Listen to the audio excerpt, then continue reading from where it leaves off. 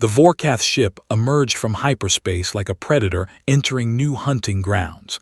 Its sleek black hull absorbed the starlight as it approached the small blue planet that the galaxy had recently learned about. Earth, home of the humans. Commander Krath stood at the observation deck, his 4 arms crossed over his armored chest. The Vorkath were warriors.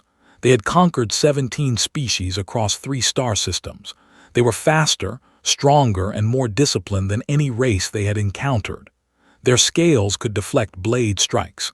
Their eyes could see in complete darkness. Their reflexes were legendary throughout the known galaxy. And they were bored. The last species they had tested themselves against had fallen within 3 standard days. The Vorkath did not seek destruction or conquest anymore.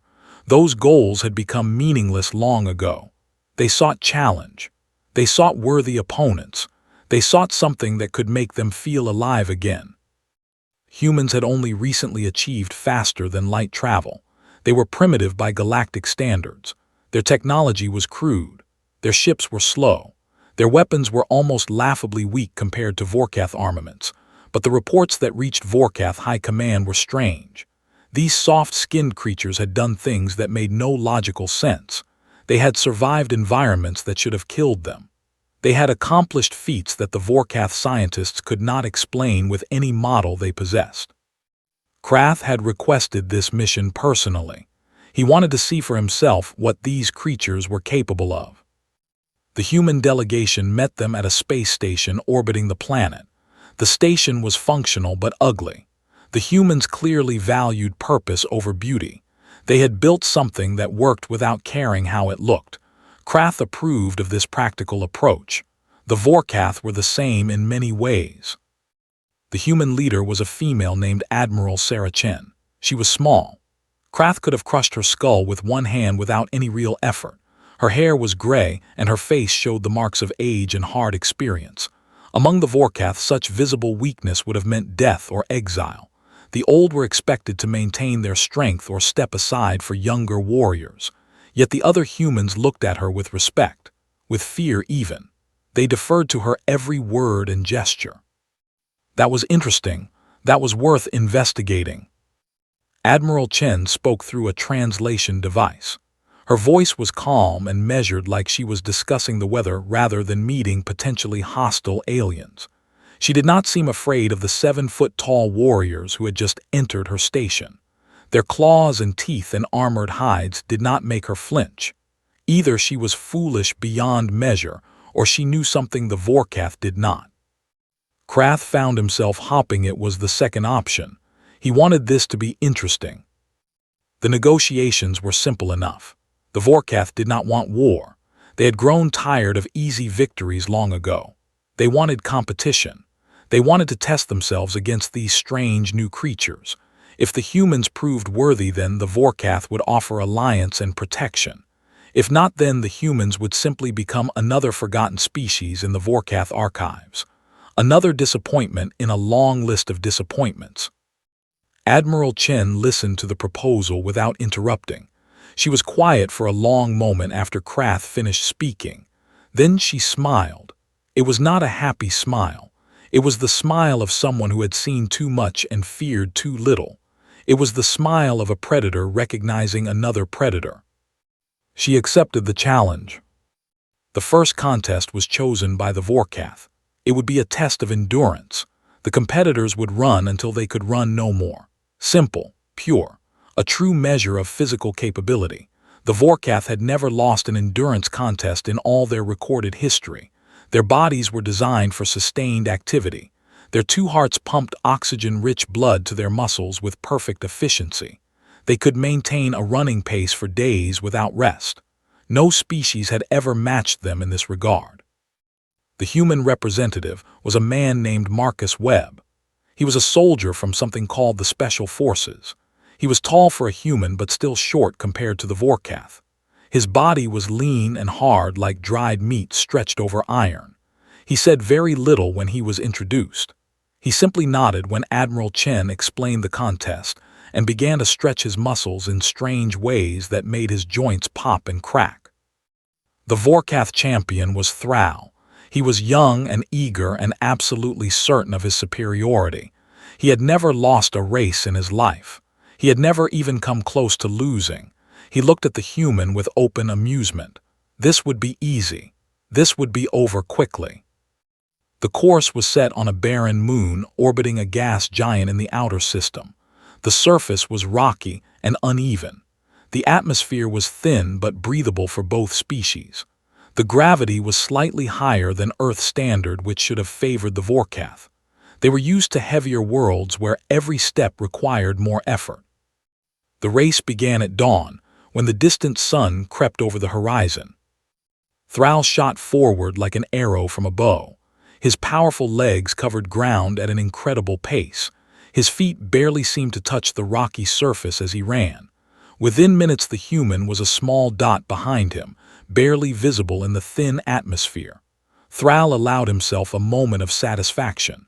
This would be over soon.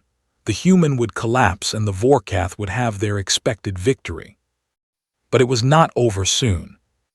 Hours passed. The sun moved across the sky in its slow arc. Thrall maintained his pace with mechanical precision. His heart's beat in perfect rhythm. His breathing was controlled and efficient. He was a machine designed for this exact purpose by thousands of generations of evolution. The human should have collapsed by now. All the data said so. Human physiology was clearly inferior.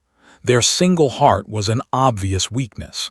Their cooling system was primitive compared to Vorkath temperature regulation. They should not have been able to keep up.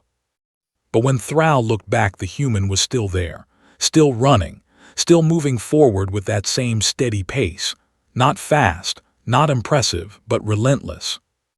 More hours passed. The sun began to set and the shadows grew long across the rocky terrain.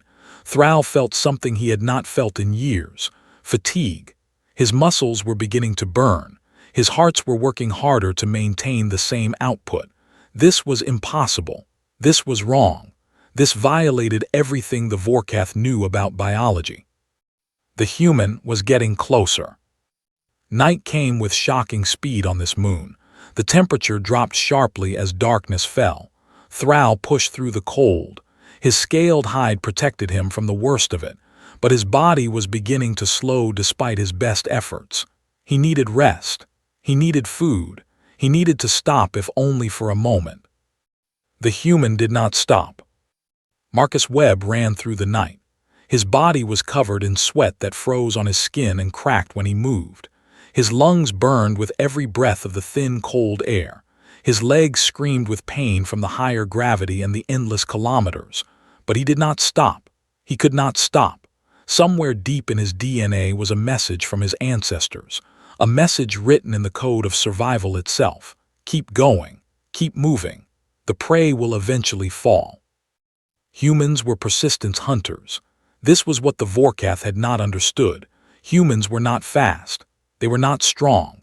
They had no natural weapons or armor, but they could keep going long after faster and stronger creatures had collapsed from exhaustion. This was how their ancestors had hunted on the plains of Africa millions of years ago. They had chased their prey until it simply could not run anymore. Dawn came again, the second sunrise of the race. Thrall was stumbling now. His perfect form was gone. His legs moved like they belonged to someone else. His vision was blurring at the edges. This could not be happening. This was not possible. He was Vorkath. He was superior. Marcus Webb passed him just as the second sun rose over the horizon. The human was in terrible condition. His lips were cracked and bleeding. His eyes were bloodshot and wild with pain and determination. He was not running anymore so much as falling forward repeatedly, but he was still moving, still going, still refusing to stop. Thrall fell to his knees. His body had finally given out completely. He watched the human stumble past him with something that might have been respect, or fear, or both mixed together in a way he had never experienced before. The first contest went to the humans. Commander Krath received the news in silence. He had watched the entire race through orbital cameras. He had seen his champion fall. He had seen the human continue even when his body should have failed. He had seen something that challenged everything he believed about the natural order of the galaxy.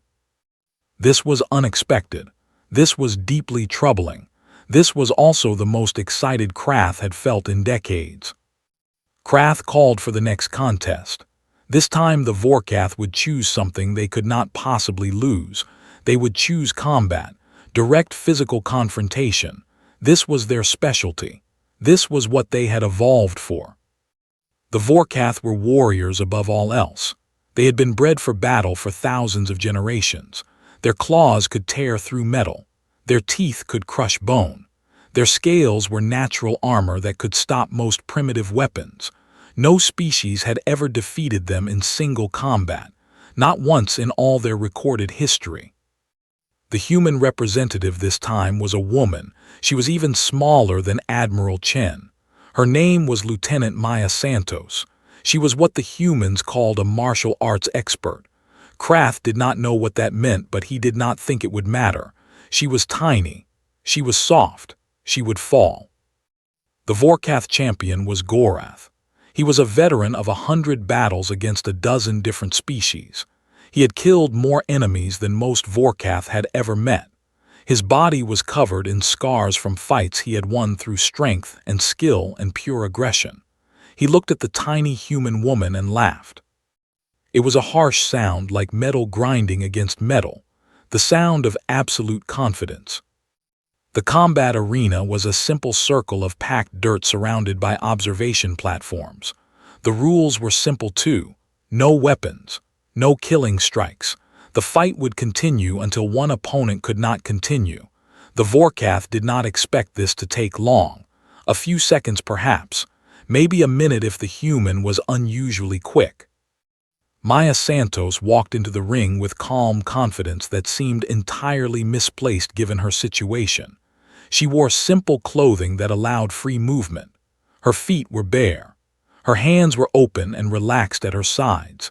She looked like she was about to go for a pleasant walk, not fight a creature twice her size. Gorath entered the ring with a roar meant to intimidate. His claws were extended. His teeth were bared. His muscles rippled beneath his scales. He was death incarnate. He was everything a warrior should be. Maya did not flinch. She did not even blink. The signal was given. Gorath charged. What happened next confused everyone watching. Gorath was fast, incredibly fast. His claws should have torn the human apart, but she was not there. She had moved at the last moment, just enough to let the attack pass harmlessly by. Then her hand struck Gorath in what appeared to be a gentle tap to his throat. Gorath stumbled back, gasping for air. His hands went to his neck in shock and confusion. He had never been hit in the throat before. His scales were thinner there. The human had known this somehow. She had found a weakness in seconds that most species never discovered at all. Gorath roared again and attacked with renewed fury. Again Maya flowed around his strikes like water around a rock. She did not try to block his tremendous strength. She simply was not where his attacks landed. Again she struck at vulnerable points. Eyes, joints, the soft spots between scale plates. Each hit was precise. Each hit was painful. Each hit did exactly enough damage and no more. The humans called this martial arts, the practice of using skill and technique to overcome raw physical power. The Vorkath called it impossible. The fight lasted longer than the first contest, but the result was the same. Gorath eventually collapsed from accumulated damage. His body was covered in small wounds that had added up to something catastrophic. Maya Santos stood over him, breathing hard but unharmed. Not a single one of his attacks had connected. The second contest went to the humans. Commander Krath felt something he had not felt since he was a child: uncertainty. The foundations of his worldview were cracking. The news of the second defeat spread through the Vorkath ship like a disease. Warriors gathered in small groups and spoke in hushed voices. This was not supposed to happen. The Vorkath were the greatest warriors in the galaxy. They did not lose. They could not lose. Commander Krath called a meeting of his senior officers. The gathering was tense and silent. No one wanted to speak first. No one wanted to acknowledge what they had all seen with their own eyes. Finally, it was Sub-Commander Verath who broke the silence. She was the oldest among them and had served under 3 different commanders. Her scales were faded with age, but her mind was still sharp as any blade. She said that they had underestimated the humans. The first contest they had assumed endurance meant raw physical stamina. They had not considered that the humans might have a different kind of endurance, something psychological, something that went beyond the body. The human had not stopped because he could not accept stopping. His mind had overruled his body through sheer force of will. The second contest they had assumed combat meant physical dominance. They had not considered that the humans might have developed techniques specifically designed to defeat larger and stronger opponents. The woman had not fought the Vorkath champion in any traditional sense. She had dismantled him piece by piece like a mechanic taking apart a machine. Commander Krath listened in silence. What Verath said made sense in a disturbing way. The Vorkath had been fighting the same way for thousands of years because it worked. They had never needed to adapt. They had never encountered a species that required them to think differently. Until now. Krath made a decision. The next contest would be chosen by the humans. He wanted to see what they considered important. He wanted to understand how they thought. He wanted to learn. Admiral Chen received the message with that same unsettling smile. She consulted with her advisors for several hours before sending her response. The third contest would be a test of problem solving under extreme conditions. The Vorkath accepted. They were intelligent creatures after all. Their technology was advanced. Their tactical minds had conquered empires. Surely they could solve puzzles. This would be their chance to redeem themselves. The setup was simple in concept. Teams of 5 would be placed in identical sealed chambers. The chambers would begin filling with water at a steady rate. There were tools and materials scattered throughout the chambers. The teams had to find a way to stop the water or escape the chamber before they drowned. The catch was that the solution was not obvious. It required creative thinking. It required trying things that should not work. It required failure and adaptation, and the willingness to abandon approaches that were not working. The Vorkath team was led by scientist First Class Morath.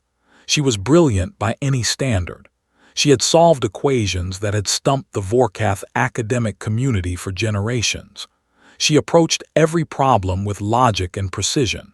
She looked at the chamber and immediately began cataloging the available resources. The human team was led by a man named Dr. James Park.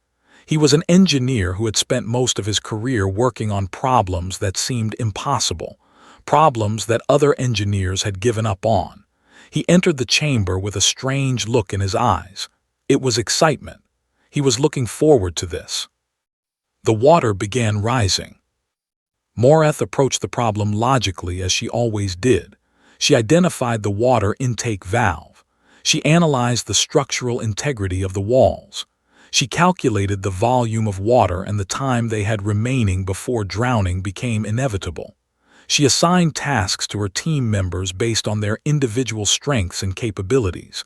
It was a perfect system, an optimal approach. The system failed. Every logical solution she tried did not work. The intake was too strong to block with available materials. The walls were too thick to break through.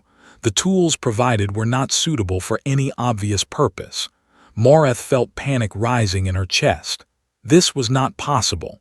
There had to be an answer. There was always an answer if you thought hard enough.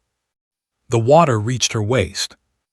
In the human chamber, Dr. Park was doing something strange.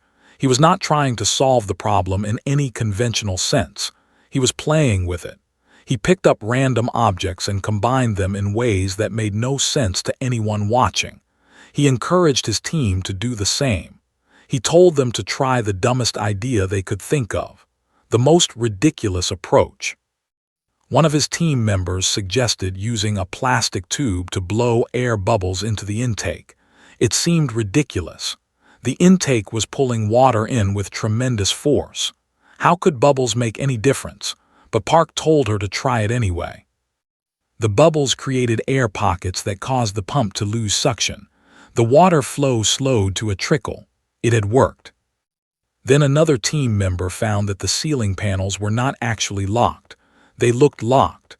Every test suggested they were locked. The design implied they were locked. But if you pushed on them in exactly the right spot, they popped open easily. No one had tried pushing because the locks looked so secure. The human team climbed out of the chamber with time to spare. They were wet but alive and laughing with relief.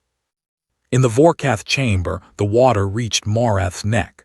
She was still trying logical solutions. She was still refusing to accept that the answer might be something stupid, something illogical, something that went against everything she knew about problem-solving and systematic approaches. The rescue teams pulled the Vorkath out before anyone drowned, but the damage was done. Another defeat. The third contest went to the humans. Commander Krath stood alone on the observation deck staring at the planet below. 3 contests, 3 defeats. This had never happened before in Vorkath history. He should have felt shame. He should have felt anger at his subordinates for their failures. Instead, he felt curiosity. Deep burning curiosity that he had not experienced in centuries. What were these creatures? How had they developed these abilities? The endurance that defied biology, the adaptive combat techniques, the creative problem-solving. None of it made sense from an evolutionary standpoint. The humans were prey animals by any reasonable measure. They were soft and slow and weak. They should have been eaten long ago by any competent predator. Yet here they were, winning. Krath requested a meeting with Admiral Chen. She agreed and came to his ship alone. This showed either tremendous courage or tremendous foolishness. Krath was beginning to suspect it was the former. They sat across from each other in his quarters. The human looked tiny in the oversized Vorkath furniture, but she did not seem uncomfortable. She seemed perfectly at ease, as if this was exactly where she belonged. Krath asked her a question. He asked her how.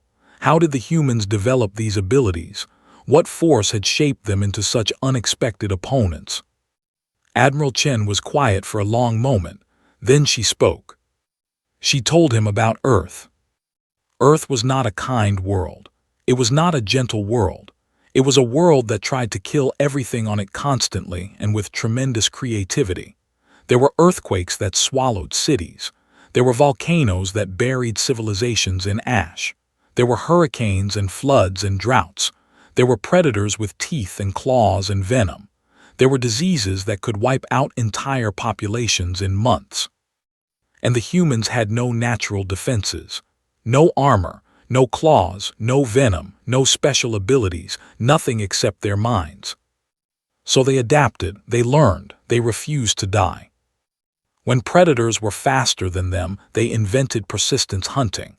When predators were stronger than them, they invented weapons and fighting techniques. When problems seemed impossible, they invented creative solutions. Every challenge that should have destroyed them only made them more determined, only made them more innovative. Earth was a crucible, and humanity was the metal that had been forged in its fires.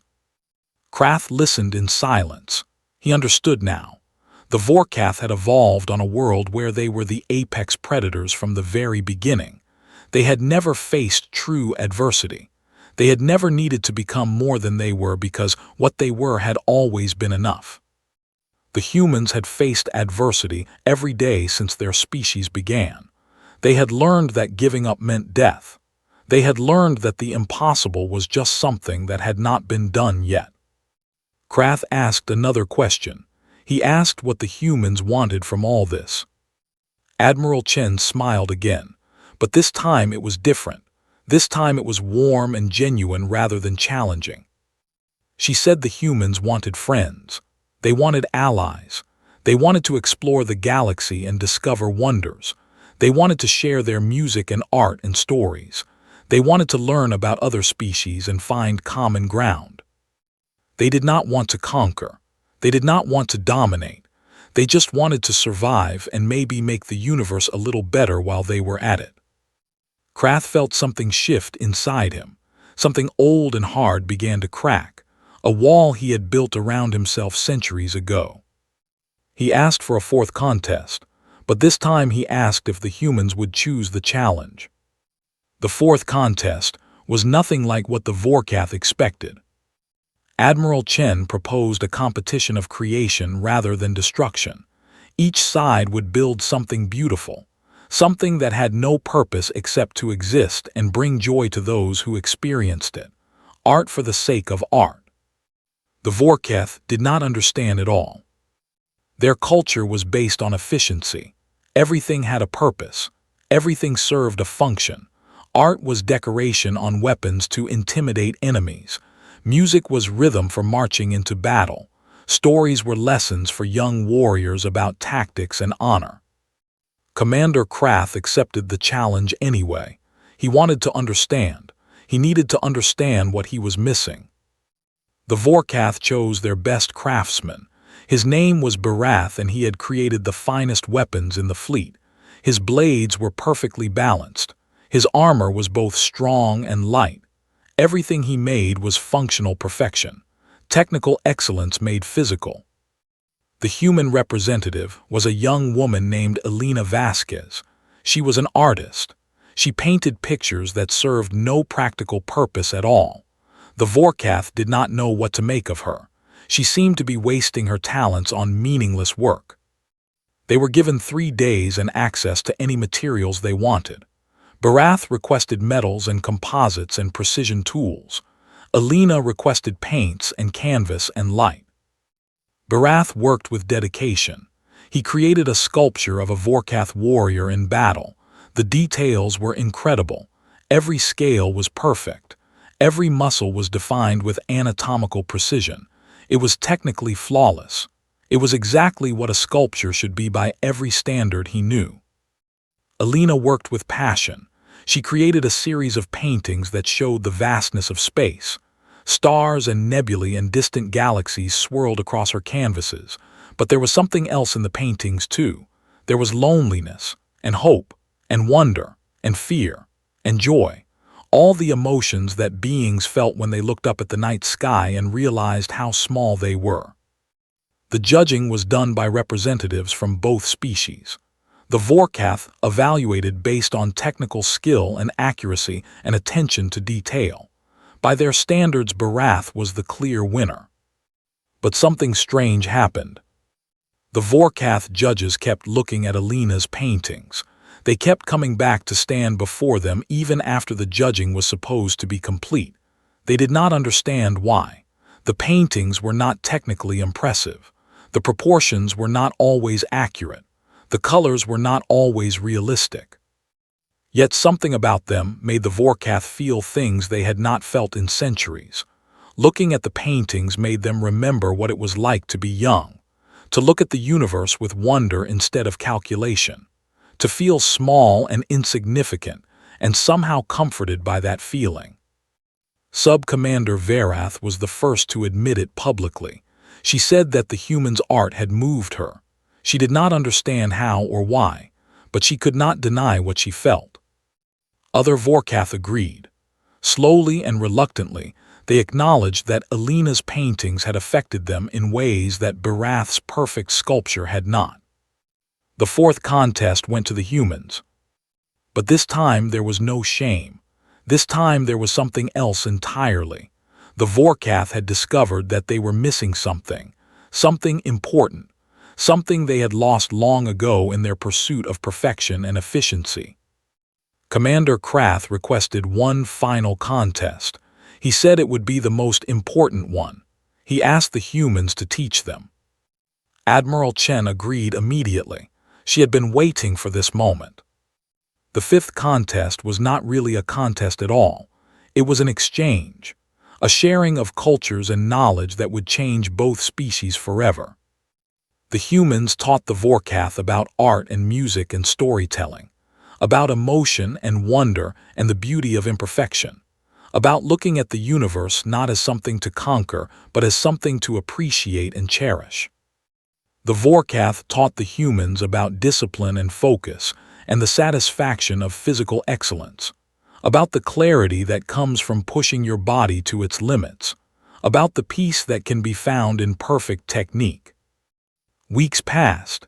The two species learned from each other. They discovered that they were not so different after all. Both were survivors. Both were explorers. Both were trying to make sense of a vast and often hostile universe. Commander Krath found himself spending more and more time with Admiral Chen. They talked about their worlds, their histories, their hopes for the future. He discovered that the gray-haired human woman was one of the most formidable opponents he had ever faced, not because of her physical abilities, but because of her wisdom and patience and understanding. She had known from the beginning that the Vorkath were not enemies. They were lost warriors looking for purpose. She had seen through their aggression to the loneliness beneath. She had played the game perfectly. Krath asked her why she had agreed to the contests. Why take the risk when the Vorkath could have simply destroyed them? Admiral Chen told him that humans had learned long ago that the best way to make friends was to face challenges together. The contests had not been about proving human superiority. They had been about showing the Vorkath that there were things in the universe worth experiencing beyond conquest and domination. The formal alliance was signed 3 months after the first contest. The Vorkath would protect human space from external threats. The humans would help the Vorkath rediscover parts of themselves they had forgotten. It was an unusual arrangement, but both species had learned that unusual was not the same as wrong.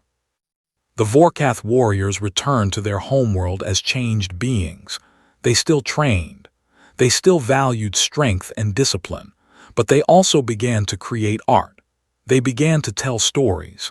They began to appreciate the moments between battles as much as the battles themselves. Some of the older Vorkath grumbled that their people were becoming soft, but the truth was the opposite. The Vorkath were becoming more complete. They were becoming more than just warriors. They were becoming individuals with depth and nuance and emotional range. Commander Krath was promoted to Fleet Admiral for his role in the Alliance. But he did not stay at headquarters. He requested a posting as the Vorkath ambassador to Earth. He wanted to continue learning. He wanted to understand these strange, soft creatures who had defeated his best warriors and then offered friendship instead of humiliation. He found a home in a human city. He learned to appreciate human food and human music and human sports. He even developed a fondness for a human activity called baseball. He did not fully understand all the rules, but he enjoyed the ritual of it, the patience of watching, the sudden explosive action, the community of shared experience. Admiral Chen retired from active service and became a teacher. She established a school where young humans and young Vorkath could learn together. She believed that the future of both species depended on the next generation understanding each other from the beginning. She was right. The first mixed species team entered the Galactic Athletic competition 20 years after the initial contests. They called themselves the Earth Vorkath Alliance. They competed in endurance events and combat sports and problem-solving challenges and artistic expression. They won everything. Other species watched with a mixture of awe and fear. The combination of human creativity and Vorkath discipline was formidable. The combination of human endurance and Vorkath strength was unstoppable. The combination of human art and Vorkath precision was beautiful beyond description. But the alliance was not about winning. It was about growing. It was about two species lifting each other up and becoming more than either could be alone. Marcus Webb became a coach. He taught Vorkath runners about the mental aspects of endurance. He taught them that the body could do far more than the mind believed possible. He taught them that giving up was always a choice, and that choice could be refused. Maya Santos opened a martial arts academy on the Vorkath homeworld. She taught the warriors that fighting was not just about strength and speed. It was about understanding your opponent. It was about using their expectations against them. It was about flowing like water and striking like lightning. Dr. James Park led a combined research team that revolutionized galactic technology. By combining human creativity with Vorkath precision, they solved problems that had stumped both species for generations. They developed new engines and new medicines and new ways of understanding the universe. Elena Vasquez inspired a generation of Vorkath artists. Her paintings hung in museums across both worlds, but more importantly, her philosophy spread throughout Vorkath culture. She taught them that perfection was not the goal of art. Expression was, emotion was, connection was. The galaxy changed because of what happened on that small space station orbiting Earth. The feared Vorkath warriors became known as something else entirely. They became known as partners, allies, friends. Other species took notice. If the fearsome Vorkath could find common ground with the strange, soft humans, then perhaps ancient enemies could reconcile. Perhaps long-standing conflicts could end. Perhaps the galaxy could become something more than a collection of competing empires. 50 years after the first contest, the Galactic Council gathered to discuss a proposal. It was a proposal to end all territorial disputes and form a unified federation of species. It was ambitious. Many said it was impossible. The proposal was made by a joint human and Vorkath delegation. Fleet Admiral Krath, now ancient by any standard, stood before the council. His scales had faded to pale gray. His movements were slow and careful, but his voice was still strong. He told them about the contests. He told them about how his people had come to Earth expecting to find prey and had found partners instead. He told them about how the humans had taught them that true strength was not about domination, but about growth and connection. Admiral Chen stood beside him. She was older now than she had been when they first met. Her hair was white and her face was lined with age, but her eyes were still sharp and her smile was still unsettling to those who did not know her. She told the council about human history. She told them about the endless wars and conflicts that had almost destroyed her species multiple times. She told them about how humans had finally learned that cooperation was more powerful than competition, that building was more satisfying than destroying, that understanding was more valuable than conquest. The vote was close. Many species could not accept the proposal. Old hatreds and ancient fears were hard to overcome even with such compelling examples. But enough voted yes. The United Federation of Species was born that day. It was fragile and imperfect. It faced challenges and setbacks and moments when everything seemed about to fall apart. But it survived. It survived because of the example set by the humans and the Vorkath. It survived because two species that should have been enemies had chosen to be friends. It survived because a commander who had come looking for conquest had found something more valuable instead. Commander Krath died peacefully at the age of 437 standard years. His final request was to be buried on Earth. He wanted to spend eternity on the world that had changed everything. His funeral was attended by thousands. Humans and Vorkath stood side by side. They mourned together. They celebrated his life together. They looked up at the stars together and wondered what other challenges awaited them. The humans had taught the Vorkath that there was more to existence than winning. The Vorkath had taught the humans that there was value in discipline and focus. Together they had created something beautiful, something lasting, something that would echo through the galaxy for generations to come. The contests had been the beginning, but they were not the point. The point was what came after, the understanding, the growth, the friendship that had bloomed in the most unlikely circumstances. The Xeno warriors had challenged human resilience and lost every contest they attempted. But in losing, they had found something far more valuable than victory could ever provide. They had found themselves. And that was the greatest prize of all. The children of both species grew up hearing the stories. They heard about Marcus Webb running through the night when his body begged him to stop. They heard about Maya Santos flowing like water around a giant warrior. They heard about Dr. Park solving the impossible puzzle by trying the stupidest idea first. They heard about Elena Vasquez painting the soul of the universe. They heard about Commander Krath and Admiral Chen, two leaders who had looked across a gulf of difference and seen not enemies but potential allies waiting to be discovered. The stories became legends. The legends became myths, and the myths inspired generation after generation to reach out across the darkness and find connection instead of conflict. That was the true legacy of the contests, not the victories but the understanding that followed, not the competition but the cooperation that grew from it. Humanity had proven its resilience, but more importantly, humanity had proven its capacity for compassion, for patience, for seeing beyond the surface to the potential beneath. The Vorkath had been changed by the experience. Their empire evolved into something new, something better. They remained warriors, but they became so much more.